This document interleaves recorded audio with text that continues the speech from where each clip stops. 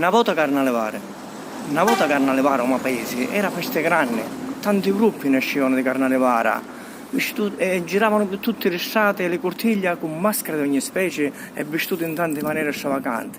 Certuni gridavano e sbraitavano come tante pazze, mentre l'angelo e le corna suonavano e le campanazze delle vo facendo tremare le vene alle carose.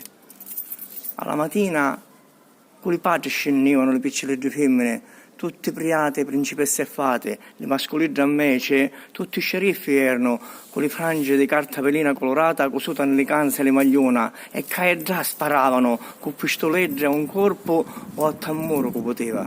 Tutti mascherati insieme a Carnevale conoscevano di pezza, a bruciarla l'ultima sera in una chiazza con chianti farse di lotto dolorose. Ogni mascherato, passando vicino alle porte, tra grido e confusione, con pittuna tirava e coriolandola nelle porte e le barcuna dell'amica e dell'innamorata.